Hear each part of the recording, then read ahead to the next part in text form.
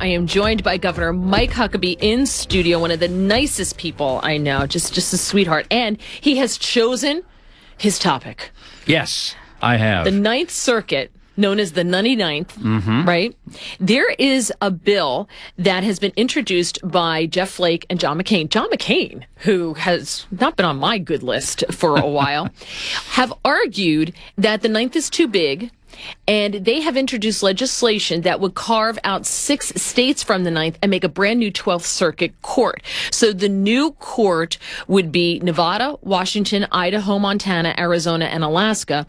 And the Ninth would be California, Oregon, Hawaii, Mariana Islands, and Guam, which sounds like a punishment to the Ninth and is hilarious. But because when the Ninth was formed in 1891, it represented 4% of the U.S. population. Now it's 20%. And they're saying it's too big, too powerful, time to break it up. Totally agree. I'm delighted that Flake and McCain are doing that. And the Republicans don't need to dilly-dally with this. They need to run it, have the hearing, do the necessary perfunctory roles in the Congress, but get it done. As Larry the Cable Guy would say, get her done.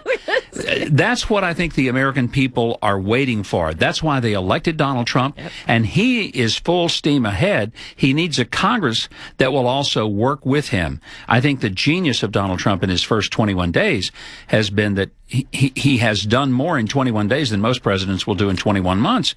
Now, will he stumble a time or two? Of course he will. That's okay.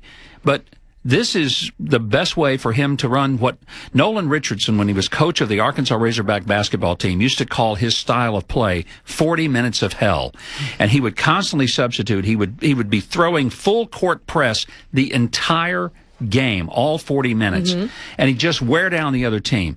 That's exactly what Donald Trump needs to do. It's what he has been doing, and I am so thrilled that that's how he's playing the game. But he's got to get some people from Congress to come off the bench, realize they're going to get winded, but let's get it done, folks. Right. And he's got to get rid of the people inside who are leaking, who are still who are not on his team. Absolutely. Now, this has been tried before. In '98, Congress appointed a commission to examine the appeals, and the commission recommended against splitting the Ninth.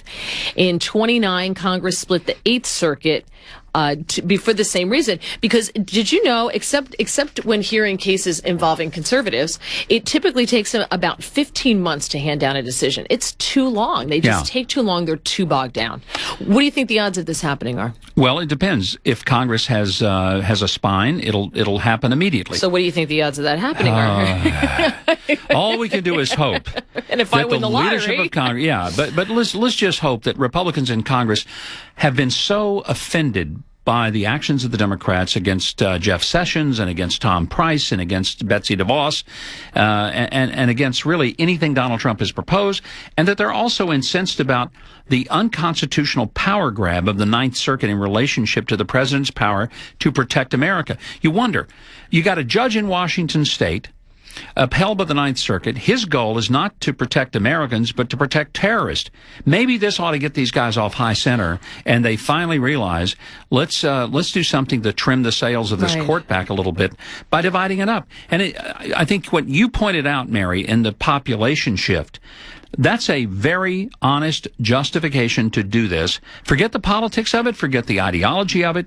It needs to be done because right now that district court overrepresents a part of the population. And it'd take too long to do their job. They're too bogged down. They're like any government agency, so make it smaller and faster. I think that is a great way to handle it.